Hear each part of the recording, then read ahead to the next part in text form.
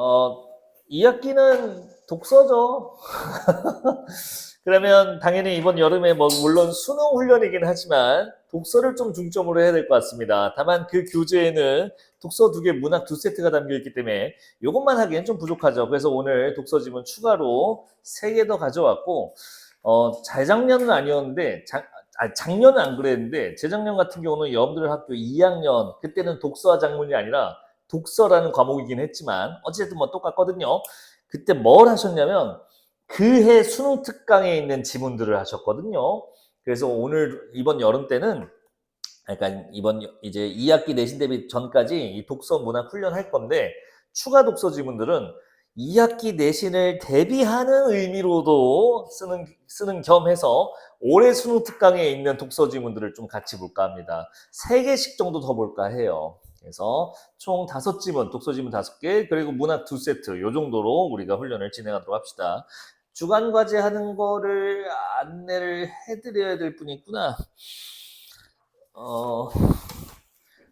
잠깐만, 나 지금 걸음걸이가 잘 걸어지지가 않아. 이게 통풍에 걸려서. 자, 뭐 많이 하신 분들은 뭐 다 알고 계시겠지만 님 잘 들어봐. 이거 과제가 3개거든. 님들도 한번 다시 들어보세요. 이거 다음 주에 외워오셔야 돼요. 시작할 때 저는 출석 체크할 때 님들 이 어휘 테스트 볼 겁니다. 근데 어휘 테스트 양식이 어떻게 되어 있냐?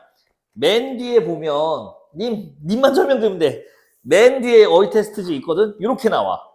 이거 풀라는 게 아니라 이렇게 나옵니다. 안 해봤잖아, 나는 여기서. 뜻 있고 답 다, 저기 단어 다 있어. 맞춰 넣기만 하면 돼. 그래서 오면서 보면 돼. 이 정도 단어는. 안 어려워, 이제. 그 다음에 뒤는 소설서답인데, 여기 매주마다 소설 하나씩 읽으셔야 됩니다. 현대소설이고 교과서에 있는 소설들이에요. 그래서 이번 주는 출권하는 사회군요. 펴보시면 맨 앞에는 수업편에 대한 답과 해설이 있고요. 그 다음 장에 주간 소설이 담겨 있습니다. 이거 읽으신 다음에 여기 있는 내용 체크, 서술형, 단답형, 논술형 해오시면 되는데 이걸 뭐 멋있게 쓰려고 하지 말고요. 이거 하는 이유는 몇 번 말씀드렸지만 여러분들이 문장을 너무 안 써봐갖고 문장을 좀 써보려고 하는 겁니다. 그래서 예시답 여기 있어요. 소설편 뒤쪽에 소설 정리한 다음에 예시답 어디 갔어? 네, 답 넣어놨거든요. 참고해서 쓰셔도 좋습니다. 쓰기만 하면 그냥 통과시켜 드릴 테니까 이거 주간소설 보고 일찍 와서 그대로 베껴 쓰는 짓 하지 말고 좀 써봐 생각하면서 읽어보고 그래서 이거 좀 참고해서 좀 문장을 한번 써보라는 의미로 하는 거고 그리고 메인 과제는 요 3일치 과제죠. 이해하고 있죠?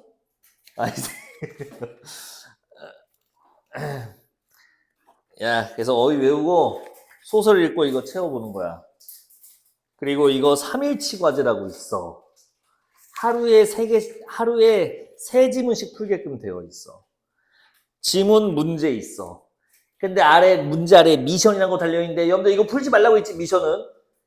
읽고서 해설에 답 보고, 이거지 하고서 체크하시면 되는 겁니다. 미션은 푸는 게 아니에요. 해설 보고 채우시면 됩니다.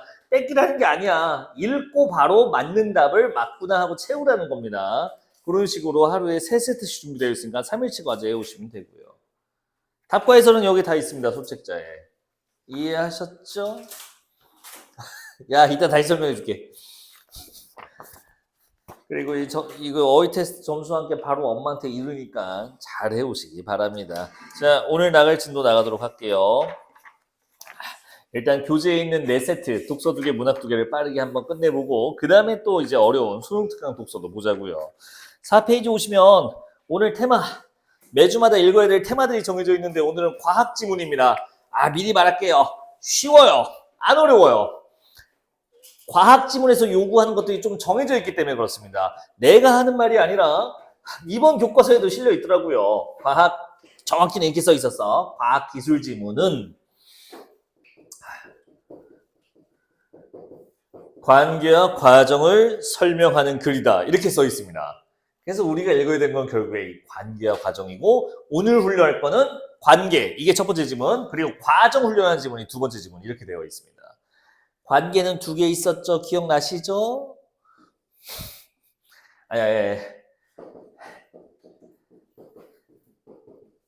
비례 반비례 관계입니다. 자, 야, 여러분들 이제 2학년 1학기가 이렇게 끝났구나. 이제 곧 이제 어른이 된다고, 곧 고3 되고, 곧 이제 노인 돼서 이제 군대 가고 한다고. 비례 관계가 괜찮을까요? 자, 근데 보시면 알겠지만 오늘 훈련할 거는 좀 쉬운 질문이기 때문에 노골적으로 이렇게 드러나 있어요. 다만 관계가 하나가 아니라 여러 가지 관계가 나올 겁니다. 다만 각각의 관계들이 비례인지 반비례인지 확인하면 되고요. 관계끼리를 연결하는 것도 중요해요. 자, 무슨 말이냐? 바로 보여드릴게요. 오늘 문제 이겁니다. 미리 말한 거야. A가 증가하면 B도 증가하는 비례 관계. B가 증가하면 C는 감소하는 반비례 관계. 그럼 A와 C는 무슨 관계냐? 이렇게 물어봐요. 맞출 수 있죠? 무슨 관계야? 당연히 반비례겠죠. 오늘 이겁니다. 2014 기출이니까 수능 기출입니다. 재밌게 풀어보시고요. 과정은 단계와 순서입니다. 근데 요즘에는 이 과정이 단순히 옛날처럼 라면, 물을 끓인다, 면을 넣는다, 그냥 단순히 과정을 나열하는 게 아니라 일어나는 과정을 구분해서 줘요. 무조건. 예외 없습니다. A 과정, B 과정이라고 두 개의 과정을 분화하고요. 각각의 과정 단계를 나열할 텐데 이 둘을 섞어놔서 헷갈리게 합니다. 그게 요즘 과정 문제예요. 옛날처럼 나열해놓고 순서 바꾸기, 앞뒤 순서 바꾸기 요즘에 안 나오더라고요. 다 과정 분류가 나옵니다. 오늘은 그거 한번 볼 거고요. 다 수능 기출입니다. 자, 지금 할 얘기는 다 했습니다. 뭐 필요하신 것들은 거기 빈칸에다 적으시면 되는데 사실 우리가 공부를 꽤 많이 해서 새로운 내용들은 아닐 겁니다. 오른쪽에 있는 단어들은 여러분들 5페이지 오시면요. 오늘 읽을 때 필요한 어휘들이거든요. 여러분들이 모를 만한 말이 있을까 싶은데 없을 거라 봅니다. 이제 이 정도는 다 된 것 같아요. 분석을 모를 리가 없을 거고요. 야, 밀도는 좀 알고 와라. 그냥 이거 과학용어 아닌가요? 뭐 이런 사람이 있어갖고. 아니에요. 그 한자어고요. 한국어입니다. 밀집하다 할 때 그 밀이에요. 모이다라는 뜻이고요. 도는 그 정도를 말합니다. 즉 모여있는 정도. 좀 더 있어 보이게 말하면, 아니 좀 편하게 말하면 빽빽한 정도라고 거기 써져 있는 거 확인되실 거고요. 자, 동의원소는 사실은 국어에서 알 어휘는 아니에요. 이건 과학용어가 맞아요. 다만 최근에 이 동의원소가 자꾸 나와요.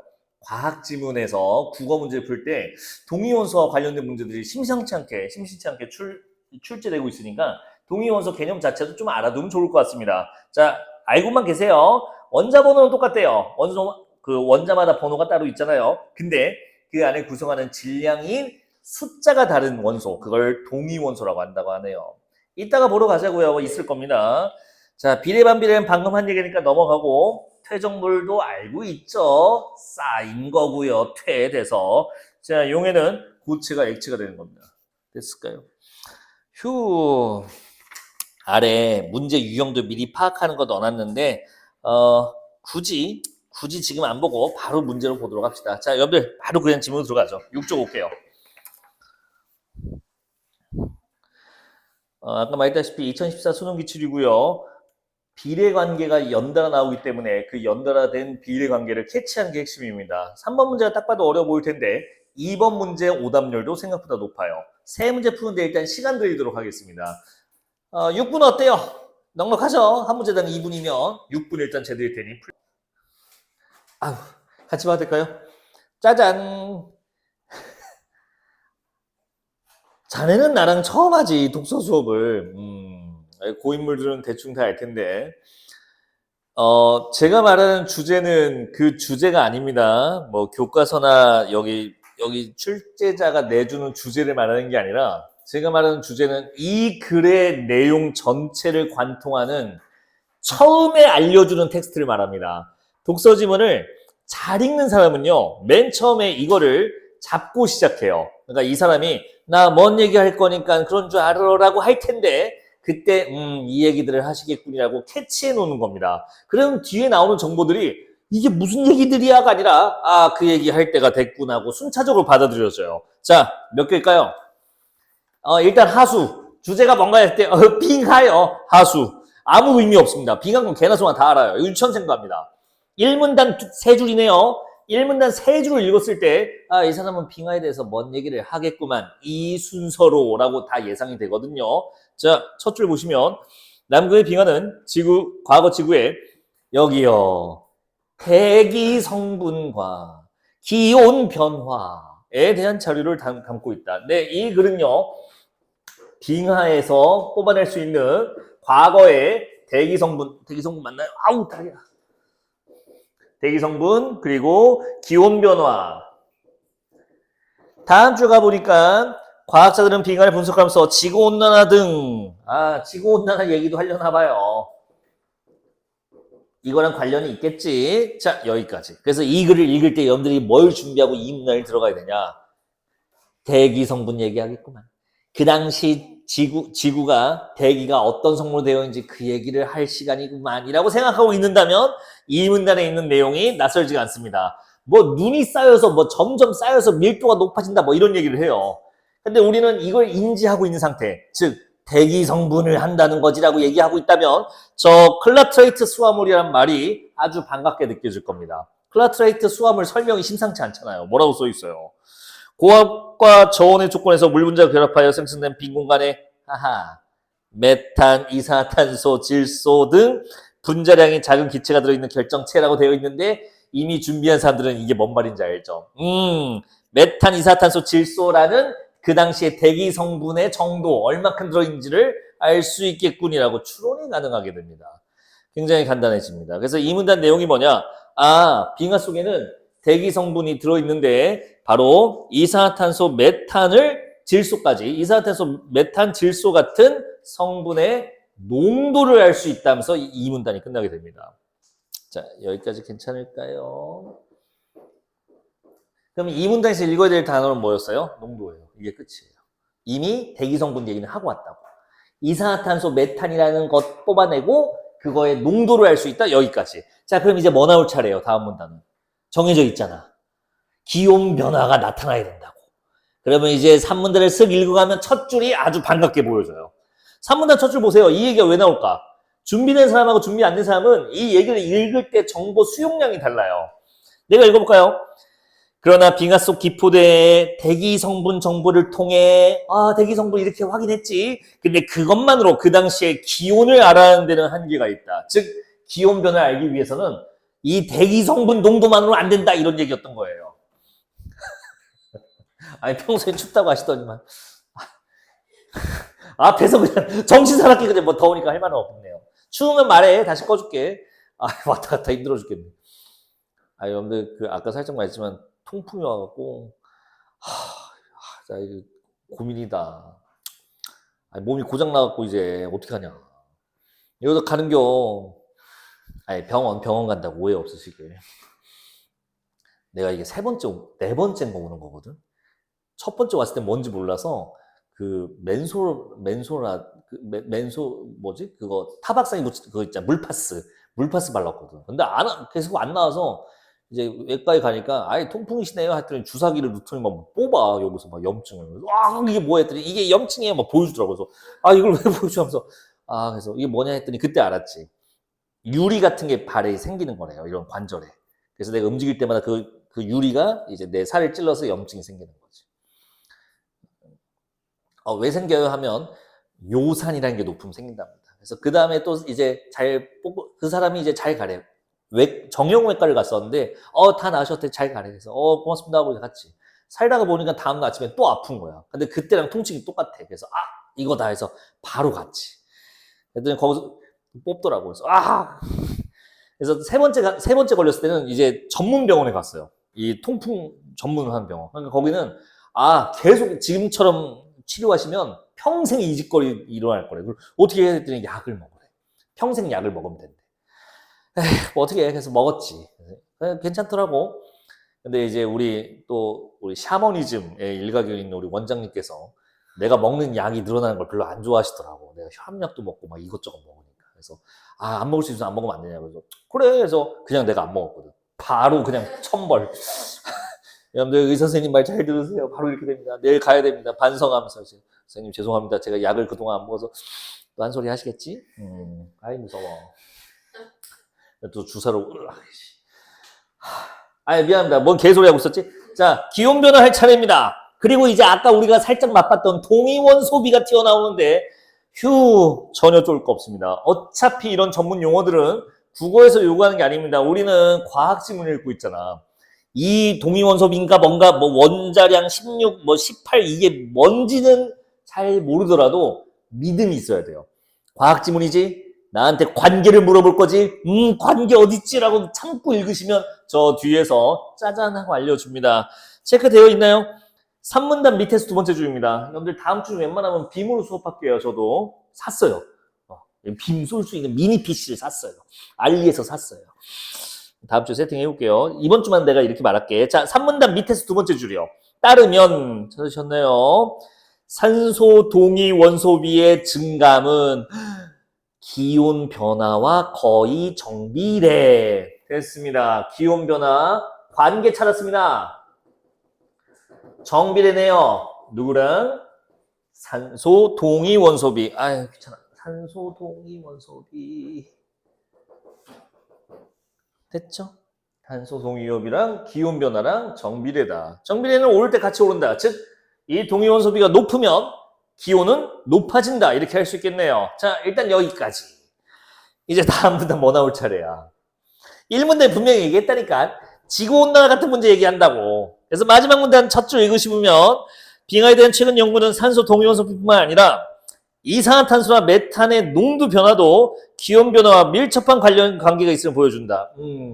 좀만 적어볼게요. 이 기체들의 농도가 올라가면 기온이 올라간다. 아까 이거 기억나세요? 대기 성분이요. 메탄, 이산화탄소. 이 친구들 농도가 바로 기온과도 농도가 증가하면 기온이 올라간다. 얘도 기온과 관계가 있네요. 정비례였습니다. 비례였습니다. 아유, 왜 이러냐. 됐을까요? 기온과 이산화탄소, 메탄 농도는 비례하는 거고요. 산소 동위원소비와 기온도 비례합니다. 그럼 뭐 물어보겠어요? 아까 처음에 하고 왔잖아. 이 둘의 관계가 결국에 문제로 나오게 되는 거예요. 이게 관계 추론 문제입니다. 그냥 과학 지문에서 기본 깔려있는 옵션을 보시면 돼요. 쉽죠? 야, 문제 들어가기 전에 말해보자. 메탄이산소 농도하고 산소 동위원 소비는 비례관계야, 반비례관계야? 비례관계 그냥 바로 튀어나오죠. 그게 저기 문제 답이야. 자, 가봅시다. 3번 문제부터 보죠. 어차피 메인 메뉴는 이 친구니까요. 지금 못 푸신 분도 있을 텐데 3번 문제 한번 볼게. 자, 보기에 뭐 이것저것 줬는데 기억은 화산재가 포함되어 있대요. 예, 그림으로 잘 나와 있고요.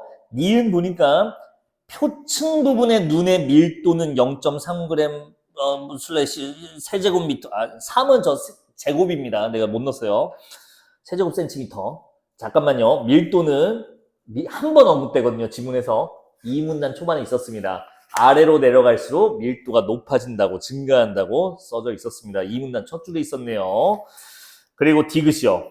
산소 동위 원소비는 검은 띠 부분에서 증가한다. 됐습니다. 산소 동위 원소비는 검은색일 때 증가한대요. 끝!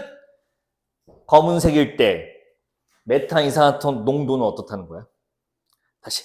저 빙하에서 검은 띠 부분은 산소 동위 원소비가 증가한대요. 검은 부분에서 산소 동위 원소비가 증가한다. 그러면 검은색 부분은 메탄 이산화탄소 농도가 어떻냐 이거예요. 높다가 나와야지. 근데 이 글을 이제 겉으로 읽은 특히 저학년 학생들, 여러분들 1학년 때나 중학생 때는 뭐라고 하냐? 둘 얘기는 한 적 없는데요. 라고 얘기한다고. 산소 동위 원소비하고 이산화탄소 얘기는 따로 같이 안 했어요. 메탄하고 산소 동위 원소비가 뭔 상관이에요. 이렇게 얘기한다고. 하지만 우리는 이 두 개가 관계로, 비례로 묶여있는 걸 알기 때문에 메탄 이산화탄소 농도 높아지겠네라는 걸 충분히 추론할 수 있습니다. 답 4번이 되겠습니다. 선지 4번 보도록 할게요. 3번 문제야. 시추한 빙하의 합으로 갈수록 이산화탄소 농도는 증가할 것이다. 자, 이걸 답을 고르신 분들이 확인할 수 없어서 답이 이거예요라고 하신 분이 있고요. 틀린 말이라서 답이에요라고 하는 사람이 이제 둘이 갈려요. 자, 정확히 말하면 틀린 말이라서 답입니다. 참고로 팁을 드리면 수능이나 평가 문제에 대해서 확인할 수 없으므로 적절하지 않다는 없습니다. 무조건 틀린 걸로 나오게 됩니다. 왜 틀리나요? 검은색 부분이 밀도가 높다가 나와야 돼요. 그러면 아래로 내려갈수록 밀도가 높은 게 아니라 높아졌다 나왔다 높아졌다 낮아졌다를 반복한다가 맞는 얘기가 되는 거죠. 띠 보시면 검은색이 나타났다 안 나타났다 하잖아요. 4번 나오게 되는 거고요. 선지 뭐 나머지 선지는 뭐 굳이 설명 안 해도 될까? 선지 3번 같은 경우는 아까 말했지. 아래로 내려갈수록 밀도가 표층보다 더 커져야 됩니다. 야, 2번 문제 안 어려웠냐? 2번 문제. 진감 주기성인데요. 1년의 주기성을 간다고 되어 있었죠. 그럼 이걸 통해서 뭘 알 수 있냐는 걸 추론하는 건데 이거 너무 어렵게 해서 생각 안 하시면 답 나와요. 그냥 생성용대라고 생각하시면 됩니다. 1년인 걸 캐치해서 그 이 띠가 몇 바퀴 있네. 이 1년짜리 요 주기가 몇 번 반복되네. 그럼 이 빙하는 언제 만들어졌군이라고 추론이 가능하다는 겁니다. 생성용대 추론이 그나마 제일 좋은 추론이었어요. 2번의 답은 1번이 나오게 됩니다. 자, 마지막 1번 답은 뭐 굳이 더 얘기는 안 되겠죠. 1번의 답은 1번밖에 고를 게 없고요. 됐죠? 자, 관계 추론 문제는 이제 우리가 서서히 어려운 것들도 볼 테니까 오늘 아주 기본적인 거 봤습니다. 옛날 기출. 다음으로 넘어가죠. 과정 분류입니다.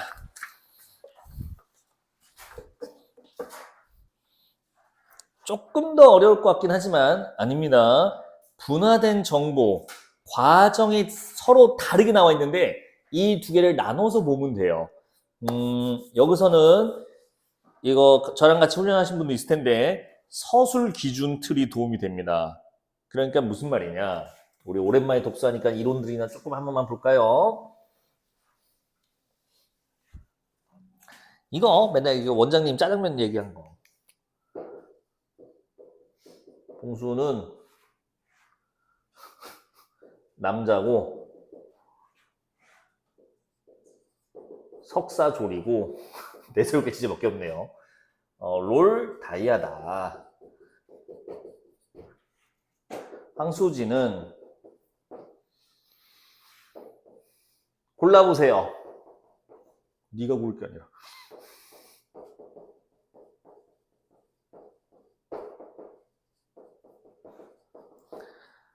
뭐가 나오겠어요? 당연히 이게 나오죠. 여기서 봉수는 남자고 석사 졸업했고 롤 다이아다. 수지는 짜장면을 좋아한다가 절대 나올 수가 없습니다. 미친 소름이에요. 왜? 기준에서 벗어난 얘기는 비교로 쓸 수가 없습니다. 다시.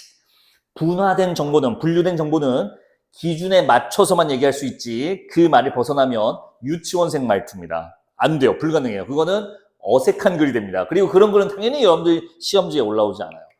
우리는 이걸 역으로 이용할 수 있는 겁니다. 무슨 얘기가 나올지 알고 있을 거예요. 여러분들 여기에 꼭 그러면 여자고는 우리가 예상이 되고요. 여기에 이거 나와도 돼요? 국어교육과다. 이거 나와도 돼요? 납득해줘요. 아니 얘는 석사고 이거는 전공인데요? 아무 상관없는데요? 아니요. 여러분들 알고 있어요. 머릿속에서 지금 지금 학력 얘기하는구나 라고 알고 있기 때문에 이 좀 이질적인 두 개의 말을 그냥 같은 정보로 수용할 수가 있는 거예요. 비교할 수 있는 거예요. 여기에 필라테스가 들어가도 괜찮아요. 왜요? 여러분들 머릿속에서는 취미라고 묶일 수 있거든요. 그래서 기준에서 벗어나지 않는 분류된 서술이 기본되기 때문에 우리는 이걸 이용할 수 있습니다. 자, 과정이 두 가지가 분류됩니다. 정보가 엄청 나열되어 있어요, 각각. 하지만 쫄 거 없습니다. 기준 안에서 움직입니다. 그럼 비교가 좀 더 쉬울 거예요. 시간 재드릴게요. 똑같이 6분은 괜찮을까요? 일단 6분 재드려 볼게요. 풀고 얘기합시다. 자, 출발. 조금 어려울 거야, 아까보다.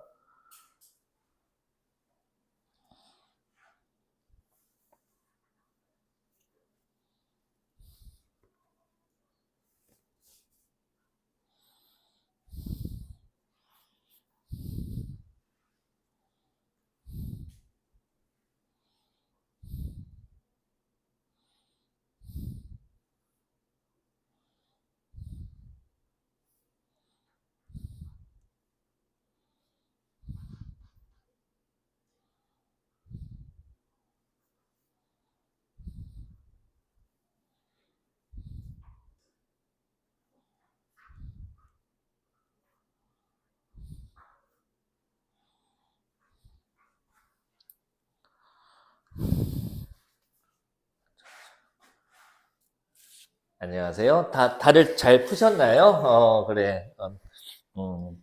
노다현 씨가 잘 보고 계시겠죠? 하경아 잘 보고 있니? 자, 연리 아닌 거, 연리인 거. 예, 퇴적량이 다르네요. 부유 생물량과 용의 속도에 비례반비례한다는 거, 그렇게 알아두시면 되고요. 자, 근데 내가 하고 싶은 말은 뭐냐? 어, 보세요. 쌓이는 거죠. 지금 연리라는 게. 퇴적물이 쌓이는 게 연리잖아. 납득한다는 건 무엇이냐면, 당연한 소리를 하고 있어가 납득한다야. 님들아, 쌓일 게 많으면 당연히 더 많이 쌓이겠지. 이걸 우리가 비례라고 어거지로 끌고 와서 정리를 해야 되나? 아니요, 굳이 그렇게 시간 쓸 필요 없다는 거야. 부유생물이 퇴적된 게 연리네? 그럼 부유생물이 많을수록 많이 퇴적하는 건 당연한 거 아니야? 이렇게 하시는 게 더 좋아요. 여기다 써놓는 것보다. 마찬가지입니다. 용의 속도 더 빨리 녹아서 없어지면 별로 안 쌓이겠네 라고 읽는 거예요. 그럼 이것도 역시 납득이 됩니다. 됐을까요? 형성문 다음에 용해, 녹아 없어지는 속도가 느릴수록 많이 남아있겠네, 많이 쌓여있겠네 라고 이해하셔도 좋은 것들입니다. 그래서 관계가 나오는 건 알고 있으시되 이 관계를 억지로 데이터로 처리하기보다는 납득할 수 있는 말로 전환해서 이해하면서 읽어가는 게 제일 좋은 독해예요. 그 단계가 도달하시는 게 좋습니다. 자, 그 다음에 이제 이 문단부터는 이제 쭈루루룩 나옵니다. 안 쓸게요. 쓸 게 너무 많아요. 정보는 너무 많습니다. 여기를 처리하는 방법이 읽을 때는 특정 기준으로 되어 있다는 생각을 하면서 읽으면 되는데, 자, 이 문단은 이렇게 읽는 거야. 내가 조금만 읽어볼게. 이 문단을 내가 내 머릿속처럼 한번 그냥 내가 중계를 해볼게.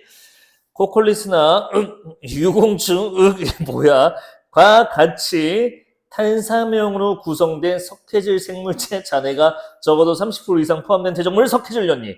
휴.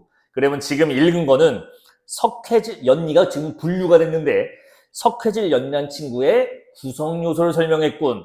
탄산염이었군. 코콜 머시기, 유공 머시기가 있었군이라고 합니다. 그리고 다음 문장 볼까요? 다음 계속 읽어볼게요. 옆에 쉼표 옆에 규소를 함유한. 네, 예상돼요. 이 규소를 기다렸어요. 왜? 앞에서 구성 요소를 말해줬잖아요. 그 다음 당연히 구성 요소를 말해줘야 돼요. 규소를 함유한 거는 계속 다음 주 가니까 규질연리. 아하, 그럼 머릿속에 뭐가 남아요? 탄산염은 석회질연리, 규소는 규질연리. 이렇게 해서 두 개의 구성 요소가 다르구나 해서 분화가 시작되는 겁니다. 구성 요소가 첫 번째 서술 기준이었구나. 자, 다만 여기서는 좀 팁을 드리면요. 이 서술 기준 밸런스가 무너지는 부분이 있어요. 여러분 지금 읽은 이 문단에서 뭔가 좀 언밸런스함 같은 게 안 느껴지나? 지금 읽은 이 문단 규질연리, 석회질연리 구분해서 설명해 줬잖아. 뭔가 밸런스가 안 맞아. 한 군데가. 어딜 것 같아? 뭔가 삐죽 튀어나와 있는데 첫 번째 단어 코콜리스 유공충이요. 탄산염은 예시를 줬어요. 실제 예시를 줬는데요.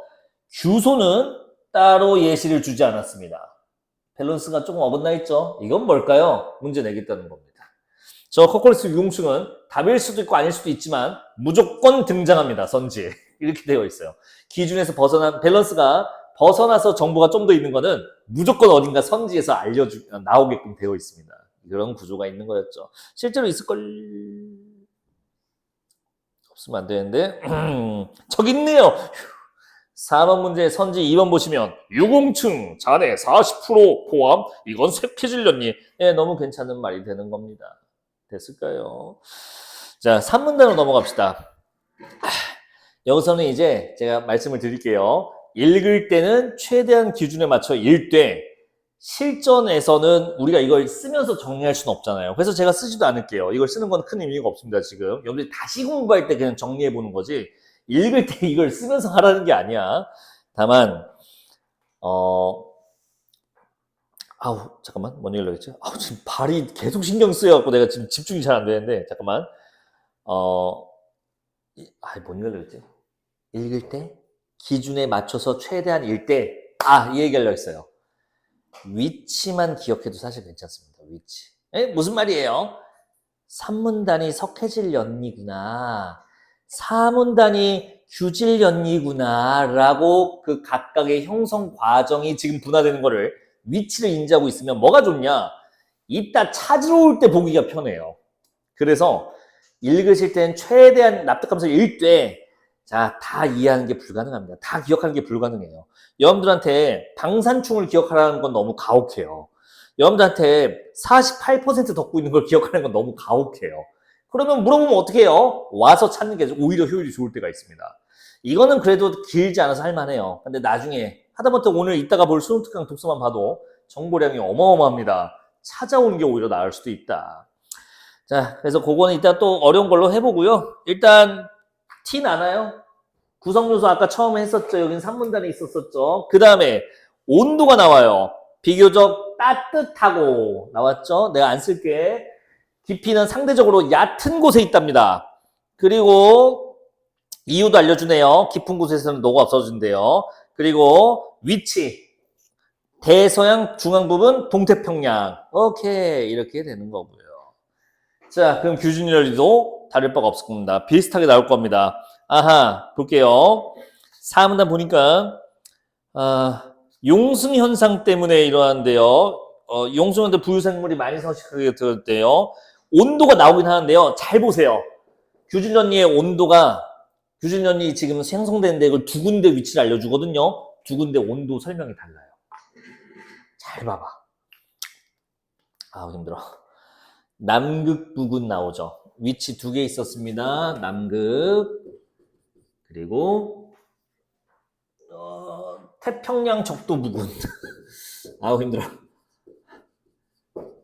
짜잔. 온도 드립친 거 어디 이게? 여긴 거 괜찮아요? 차가운이라는 말이 거기 들어가 있다고.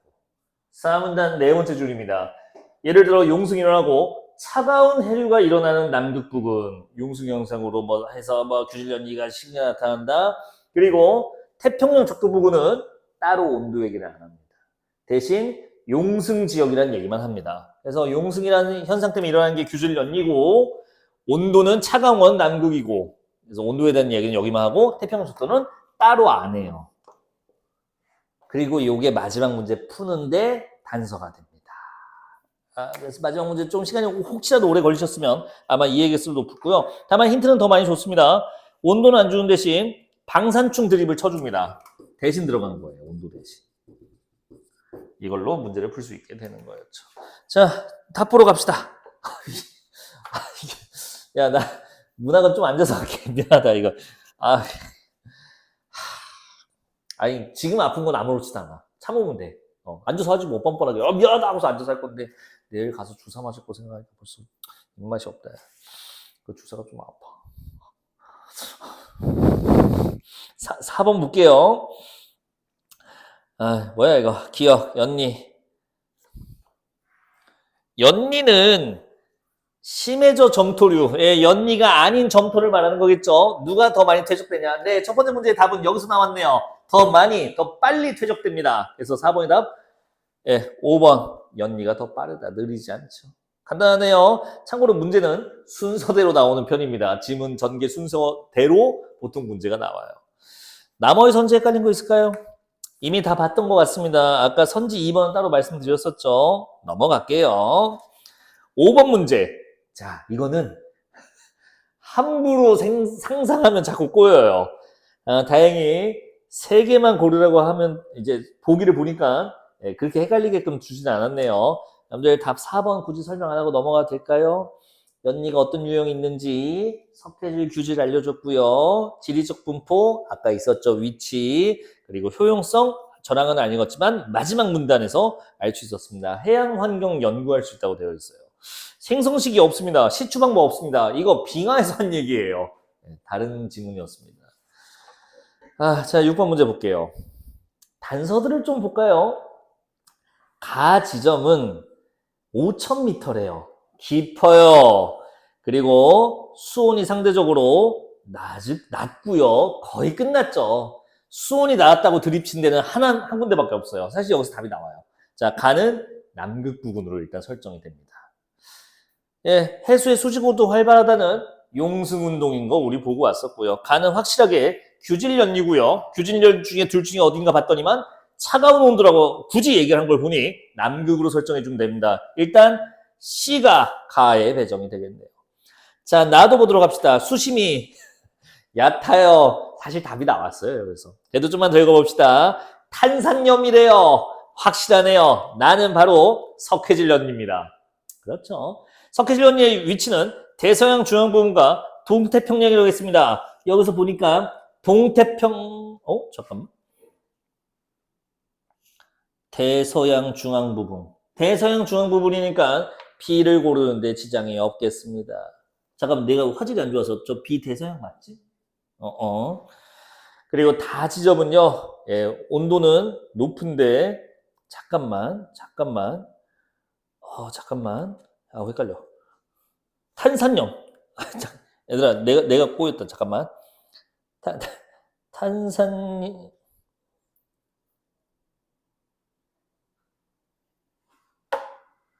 그쵸. 잘했어요. 김봉주 잘했어. 나도 헷갈리네. 오랜만에 보니까. 다는 표층수에 방산층이 있답니다. 너무 티났네요. 이거 아까 태평양 적도를 고르면 되겠어요. 네, 태평양, 그리고 영도가 적동고 친절하게 써져 있네요. 답 A니까 답 5번 나오게 되겠습니다. 괜찮을까요? 단서들을 조합하면 나오게 되네요. 자, 다음 장은 이제, 여기는 그냥, 시간, 그래도 좀 써놓은 건데 시간 될 때 봐. 이거 3개예요. 지식 정리는 앞에 있는 내용 정리해 놓은 거고요. 2지문. 지식 심화는 본문 지문에서 언급을 했는데 설명 안 한 내용들이 있어요. 님들 아까 빙하 지문 봤을 때 그 시추한 빙하는 무슨 기계로 측정한다고 혹시 말했는지 기억나는 사람 있어요? 기체 크로마토그래픽이라는 걸 쓴다고 아까 언급하고 그냥 빠져버렸거든요. 참고로 이게 작년 수능 특강이었습니다. 기체 크로마토픽의 작동 원리요. 그래서 지문에서 언급만 하고 여러분들이 뭔지 궁금해하실 것들을 좀 써놨는데 아무도 관심이 없나 봅니다. 됐습니다. 그래서 여기서 이 지문들로 좀 다시 한번 알아두면 좋은 지식들을 정리해놨으니까 복습할 때 쓰세요. 넘어갑시다. 문학으로 올게요. 14쪽입니다. 오늘 고전시인데 이제 문학은 내가 넘더라고. 많이 할 게 없어요. 문학 하루 쉬면 안 되냐? 1시간도 안 됐어. 뭐 언제 가려고 집에. 아니 오늘 지문이 3개 더 있다니까. 고난도 지문이. 2개 했어. 이거 지금 쉬면 답 없어. 5지문을 해야 돼. 죽어 사람. 안 돼. 이 2개는 하고 싶시다. 알았어. 이론 간단하게 볼게. 왜? 여러분들한테 더 이상 이제 내가 안분지족을 설명할 필요가 없거든요. 야, 우국지정 혹시 뭔지.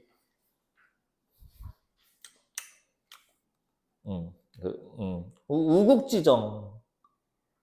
그래. 우리 열심히 한번 해볼까. 연군지정은 알지? 그래. 여기서는 뭐냐면요. 이제 문학은 조금 소프트하게 할게요. 반대로. 독서를 좀 많이 해야 되니까. 고전시 처리하는 방법을 할 건데요. 자, 원칙은 이겁니다. 이제 스스로를 믿을 시간이 됐어요.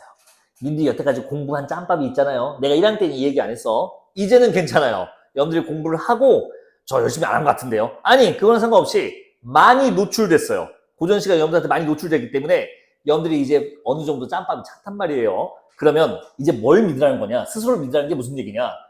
여러분들이 읽잖아요. 고전시를. 모르는 말이 나오잖아요. 이렇게 생각하게 된다고. 내가 이걸 해석 못해도 풀 수 있게끔 해놓은 거구나라고 믿어도 됩니다. 여태까지 공부를 하셨으니까 이게 가능해요. 즉 하고 싶은 말의 첫 번째는 뭐냐? 아는 단어로 처리하는 겁니다. 해석되는 말, 내가 알아들을 수 있는 말로만 처리하는 거예요. 그게 첫 번째 스텝 1에 써놓은 얘기고요. 두 번째는 작가가 누군지 알면 일단 서비스입니다. 조금만 말해도 될까요? 진짜 2줄만 쓸게요. 2줄만.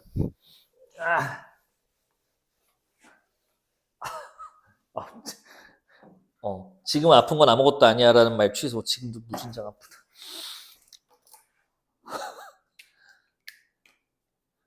뭔지 알려겠지? 야, 이렇게 일반 백성이라도 하죠. 2개로 그냥 갈리는 게 되게 많아요. 왜? 주제가 좀 정해져 있거든. 자, 지배층인지 아닌지 일단 어떻게 알아요? 이름이 있습니다. 이름이 있어요. 작자 미상이에요. 여기로 일단 갈리고요. 그 다음에 이걸 통해서 얻을 수 있는 거. 이름이 있어. 지배층이야. 그럼 얘는 99% 유교학자입니다. 성리학자입니다. 그럼 유교적 가치관이 나올 확률이 또 99%입니다. 근데 얘들이 하는 얘기는 둘 중에 하나예요. 충과 효 이거고요. 여기에 하나 더 선비정신이라고 하는 욕심을 버리는 행위까지 넣어주면 완벽합니다. 이 안에서 빠져나가기 힘들어요. 지배층인 걸 인지하면 여기까지 올 수 있다고. 그럼 여기는요. 여기는 자유로운 주제가 설정되는데 보통 80%는 사랑으로 처리되고요. 나머지는 삶에 대한 한탄, 애환 이 정도입니다. 그래서 이 안에서 벗어나질 않아요. 여러분들은 이미 많이 봤기 때문에 이게 무슨 얘기인지 이제 알아들을 때가 됐어요. 뭐 항상 그랬지 뭐 변함이 없습니다. 자, 그래서 두 번째 화자가 누구인지를 인지한다면, 즉 작가가 누구인지를 캐치한다면 고전시가 생각보다 쉽게 읽힙니다. 오늘 한번 써먹어 보죠. 가능할 겁니다. 세 번째는 스텝 3는 자연물에 담긴 약속을 캐치하라는 건데 이거 그거예요. 야, 반년 만이다. 반년 전에 했었는데 사군자요. 보통 이거 했는데 다른 표정이 에이 박 어차피 해야 돼. 너 때문이가 아니라 표정을 보니까 해야 될 것 같아. 새 자네는 기억하는 것 같은데 사군자를 세훈아 왜 찝찝하게 왜 말하다가 매화 난초 이렇게 하는 매화난 이건 뭐야? 야 사군자 박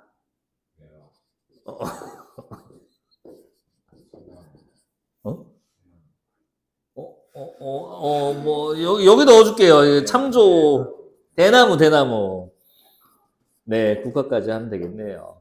알고 있었죠. 왜 얘들이 군자 취급당한지도 전에 설명했었어요. 간단하게 말하자면 매화는 개화시기 때문에 그렇습니다. 초봄에 펴요. 그러니까 거의 봄 초반 가장 개화시기가 빠릅니다. 매화가 눈이 녹기도 전에 펴요. 이 자식이. 그러니까 너는 시련과 고난에 굴하지 않고 너와의 색과 향을 그대로 발현하는구나. 너는 변하지 않는구나. 그래서 얘가 군자 취급당한대요. 난초는 마찬가지예요. 얘는 잡초랑 다르게 1년 내내 푸른색입니다. 교장 선생님에 있는 그 드립 쳤었죠. 화분 얘기했었죠.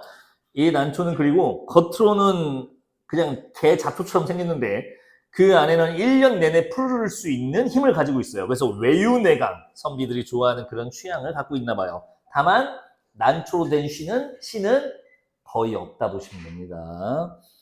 왜 그런지는 다른 이유인데 우리랑 상관없으니까 거의 못 본다 보시면 됩니다. 국화도 개화식이랑 관련이 있습니다. 가을에 핍니다. 가을은 마무리 지고 하는데 국화는 오히려 그때 자기 색과 향을 발현해요. 역시 서리 바람, 차가운 바람에 굴하지 않는, 시련에 굴하지 않는 선비의 모습이 보이나 봐요. 대나무도 마찬가지입니다. 1년 내내 꺾이지 않고 꼿꼿하게 있기 때문에 선비의 지조와 절개를 보여준다. 하나 더 하자면 대나무는 속이 텅텅 비어 있습니다. 욕심이 없는 모습을 표현할 때도 사용하기도 합니다. 이거 외에도 소나무, 달, 바위 이런 친구들 세트로 같이 나옵니다. 변하지 않는 속성을 갖고 있는 거기 때문에 같이 묶일 수 있는 거예요. 다 공통점이 뭐냐? 외부 조건에 변하지 않는 그런 속성들을 갖고 있는 친구들을 군자라고 합니다. 가을이지만 핀다. 눈이 있지만 핀다. 1년 내내 바람이 불어도 꺾이지 않는다. 이런 것들인 거죠. 그럼 오늘은 사군자 나오면 대충 이쪽 무슨 뜻? 왜 지웠냐 봉수야. 자, 여기로 가면 되는 겁니다. 사군자는 이쪽으로 가면 되는 거. 물론 자연물은 이거 말고도 여러 가지가 나옵니다. 다만 오늘 만날 친구들이 얘들과 관련이 있어서 미리 말했어요. 자, 된 것 같고요. 오른쪽에서 모르는 단어. 이건 모르면 문제를 못 풀어서 그냥 어쩔 수 없어요. 언급은 해드릴게요. 첫 번째 자연친화. 알지? 오랜만에 하니까 내가 여러분들이 어디까지 기억하지 내가 좀 무섭다, 야. 자연이 뭐야? 벌써 무서워. 자연이 뭐야? 자네 선조가 좋아한 곳이잖아. 두부. 위대한 시인 두부께서. 네가 알려주지 않았냐? 두부라고? 그치. 내가 혼자 상상한 거 아니지? 네가 알려줬어. 걔 맨날, 아니, 걔란다. 그분이 맨날 거기 가시던데. 강호, 그래. 아니, 뭘 자연이라고 하는 거야? 내가 묻고 싶은 건 거야. 뭐를 자연이라 정의할 건데? 바람 부는 곳 자연 괜찮아요? 에어컨 바람 괜찮아? 왜 바로 안 돼? 그럼 무슨 바람만 되는데? 자연풍 버전 있어요, 여기. 자연의 뜻부터 그러면. 호호호호호호호. 오랜만에 보니까 이거 좀 반갑구만. 지겹게 했었는데 말이지. 자, 스스로 자. 연, 그러할 연. 어떻게 쓰는지 까먹었어요? 이거 아니야. 미안해. 호잇. 스스로 그렇게 된 거요. 인간이 공을 들이지 않은 거. 됐을까요? 그러면 자연에 있다는 거는 뭘 뜻하는 걸까? 여러분들 지금 제가 이거 하고 싶은 얘기가 있어서 그래요. 이것만 듣고 와. 자연 상태에 있다는 거는, 자연 상태에서 좋다는 거는 뭐가 필요 없다는 거야? 인공물이 필요 없다는 거야. 인간이 인위적으로 무언가를 만들어서 존재하는 것이 인공물인데 그게 필요 없다? 그러면 현재 그냥 스스로 존재하는 것들, 자연의 상태로 그냥 존재하는 거면 충분하다는 거고, 그래서 우리가 이걸 욕심이 없다고 처리합니다. 하나 더 가면 만족한다고 처리하는 겁니다. 욕심 없음 만족하다가 같은 계열로 취급되는 이유가 뭐냐? 인공이 필요 없고 자연으로 충분하기 때문에 그렇습니다. 자연은 바로 인위적이지 않은 것들로 구성된 세계를 말해요. 그러니까 이따가 뭐 또 여러분들 1학기 이번 1학기 중간고사 때 배웠던 뭐 시조 보면 뭐 보리밥 콩나물 뜯어먹고 막 그랬잖아. 이 사람 보리밥 좋아하는 거 아니에요? 욕심쟁이구만. 이게 아니라 잡초 뜯어갖고 넣은 보리밥이란 말이야. 그냥 있는 풀들. 그러니까 욕심이 없는 걸로 보는 거라고. 자, 그래서 자연의 메커니즘은 스스로 구성된 거라는 거. 대상구분법 할 때 있었죠. 문학할 때. 자, 자연친화. 즉, 자연친화는 단순히 자연을 좋아한다, 꽃과 나무를 좋아한다가 아닙니다. 욕심 없음이라는 뜻. 하나 더 나아가서 만족할 수 있음이라는 것까지 나아가줘야 됩니다. 자, 자연친화 개념 그렇게 보시고요. 안분지종은 바로 그 상태에서 나오는 겁니다. 분수에 만족한다는 뜻입니다. 영군지정은 인근인 사랑의 요구요. 우국지정은 나라를 걱정하는 마음이고요. 서리법, 대구법은 지겨우니 하지 않겠습니다. 자, 문제 푸는 시간과 쉬는 시간을 섞어드리면 어떨까요? 5문제밖에 없어. 2세트긴 한데. 자, 모두 다 하나는 평가원, 하나는 수능 기출입니다. 앞에 게 평가원이고 뒤에 게 수능이네요. 자, 7, 8, 9, 10, 11. 5문제 작품이 있습니다. 작품에서 아는 말로만 하셔야 돼요, 이제. 보이는 것까지만 하면 돼. 5문제 푸는데 10분이면 될 것 같고 10분 쉽시다. 우리 2시 25분 해볼게요. 아우 다리야.